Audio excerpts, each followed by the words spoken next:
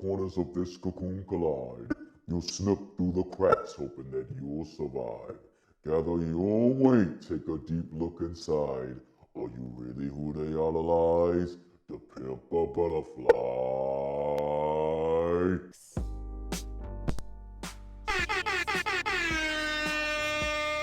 Gotta start off with some vibes, man. Talking about Kendrick Lamar. When are you gonna bless us with some more work? It's a shame that I got to talk about a podcast highlighting an album from 2016, Kendrick. Where you at, man? Let me stop playing. I'm gonna be waiting on Kendrick. Even if he take 100 years, I'm gonna be waiting. But definitely one of my favorite tracks off of To Pimp a Butterfly. I wanted to do a small retrospective here. Turn it down a little bit. I wanted to talk about this album here since there's this podcast. It can be highly misinterpreted as Kendrick Lamar doing a podcast. A lot of people say it's Kendrick Lamar's podcast. No, it's I think it's the Big Hit Show, and they do several docs like this, audio documentaries on Spotify, and they're highlighting To Pimp a Butterfly 5-part series here. I've listened to the first. Depending on how this video does, I don't know if people are going to watch this. This is just something I want to do for myself because what this album means to me. It's one of my top 5. Like I said, it's one of the first videos on this channel, I think, when I rebranded this channel as far as reviews.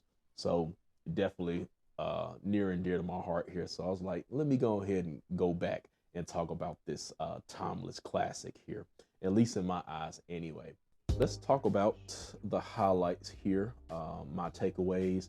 And you have a prelude before they start talking about To Pimp a Butterfly with Good Kid, Mad City, which was his, I guess it depends. Do you count Section 80 as his first album? I guess you could say Good Kid, Mad City is his first major studio debut. So it just depends, semantics or whatever. So Good Kid, Mad City, they talk about that. And also the control verse. I don't know if that was necessarily needed since we're talking about To Pimp a Butterfly. The focus should be kept on that. If you want to do something on Good Kid, Mad City, do that. This is To Pimp a Butterfly. But I mean, I didn't mind it, but it was, it was cool seeing that. And I think they were talking about the control verse and Rhapsody, who's on, I forgot the Complexion. He's on Complexion on To Pimp a Butterfly. She was talking about how, Kendrick and how, how daring it was, I guess you could say, the movie took to name drop all these rappers in his song.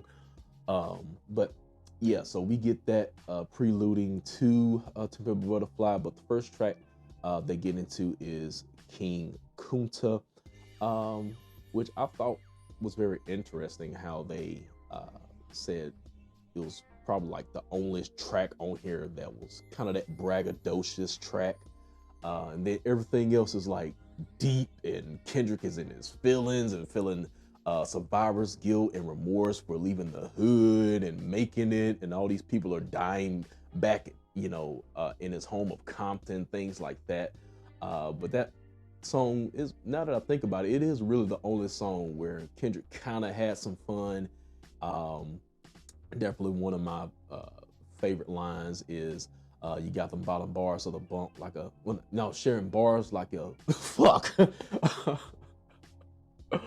Sharing bars like you got a bottom bunk of a 2-man cell, something like that, man. But anyway, so talk about that King Kunta, as far as the different production that was gonna be on this album.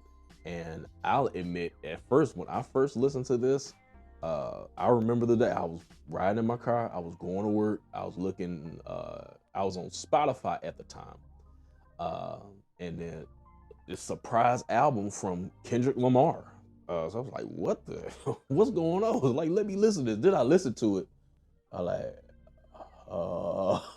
don't know if this is it. And I'm like, and I like jazz and the production that was on this album. I love all that, the instrumentation on here, but it just wasn't hitting for me on the first, the first listen. Definitely the first track, Wesley's Theory, well, which I love now, which I'm gonna talk about that as well. It talks about that later in the episode, in the making of that. I thought that was interesting. Um, and then next song that it highlights is You, which was super weird for me at the time. Well, you got him yelling. I'm trying not to yell to the top of my lungs. I'm in a hotel, and it's like 6 o'clock in the morning right now. So, but that song right there, very unique. Like I said before, that feeling of survivor's guilt and leaving people in the hood behind, and and then with this song right here, very artistic. The video is great as well, and then you have the different sound effects. It's very small detail towards the end of the song where Kendrick is changing up his vocal inflection to appear that he's drunk while he's rapping, and then you hear the clinking of the bottles and stuff like that. So I thought that was great in the song as well. But also, just about him speaking to himself, but also through other perspective. I think like in the first verse, he was talking about how the girl, how some girl got pregnant, and how he's supposed to be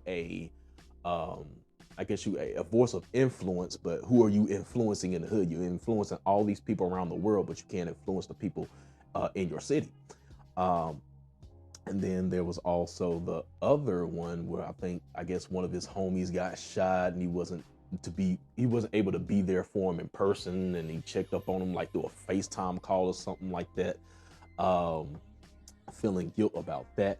So You is a very unique song. But yeah. And then they go into a story about Prince. Prince was supposed to be on the album as well. Well, he did a session with them, but it never made the album. So I guess it's somewhere sitting, in a vault somewhere. Something I would definitely love to hear. And I thought I got a kick out of the story. I forgot who was being interviewed at the time.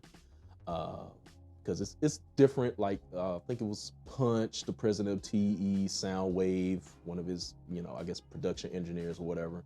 But you barely heard Kendrick. Kendrick came on maybe like at the end and the beginning or something like that. But you barely hear Kendrick on here talking about anything. At least this first act anyway, a first part. And but anyway, back to the story. They're talking about how Kendrick and I guess whoever was with him that day, they went to Prince's house, and Prince said, "Don't touch my ping pong paddle." I was like, and then I went back to that Dave Chappelle skit. I think every bit of that is true, as far as the basketball game, Charlie Murphy, and all that stuff like that. So yeah, Prince was probably a character off the stage or whatever, on and off the stage. But I like that little part of this doc or whatever. And then we go into Wesley's Theory, which I'll admit I was not feeling at first. It is the intro of the album, and then you get Soundwave on here, and he's talking about, you sure you want to start off the album with this song, as he was talking to Kendrick or whatever. And I probably would have been skeptical of that move too, but now looking back at it, it makes sense. I love the song. Basically, talking about how rappers first get into the game, and how they're gonna spend it up and stuff like that, mismanagement money and things like that, and comparing that to of course Wesley Snipes, who got 3 years for tax evasion or something like that. But and then you have that, and then that introduces the involvement of Parliament of Funk. So you get an appearance from George Clinton in here as well, as he's talking about meeting Kendrick and not knowing anything really about him, but from his first talks, kind of having that Kendrick spirit. We also introduced the Joseph Lineberg, who's a trumpet player who lent his services to the album as well, on How Much a Dollar Costs. He plays a trumpet on that, but what I found interesting was he was the narrator, the guy that comes on first in the song in Wesley's Theory. When the four corners of this cocoon collide, You'll slip through the cracks hoping that you'll survive. Gather your weight, take a deep look inside.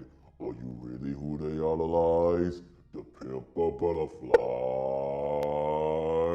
Yeah, that guy. But I thought I'd give my rendition of him. But he was going over the story about how Kendrick and how involved he was with this album, sort of being an orchestra leader of sorts, of how he wanted this and how specific he was and how certain he was of what he wanted in the album. But also he was talking about how Kendrick had this narration in his phone. And how he came about to read that for Kendrick was he was supposed to bring the trumpet to the studio session. He said he forgot his trumpet or something like that. And then Kendrick heard his voice and said, I need that voice. I guess, the guy had a deep voice. And so he read it. He said he tried to read it like George Clinton, and then they changed it up to, where it is now. So I thought that was interesting on how they got that small narration at the beginning of West of This Theory. Then it goes into Anna Wise. They highlight her and her involvement of creating the album title for To Pimp a Butterfly, because originally it was supposed to be To Pimp a Caterpillar, which would have been, I guess if you spell out an acronym, it's Tupac. So I thought that would have been dope too, but I think To Pimp a Butterfly is probably a better album title.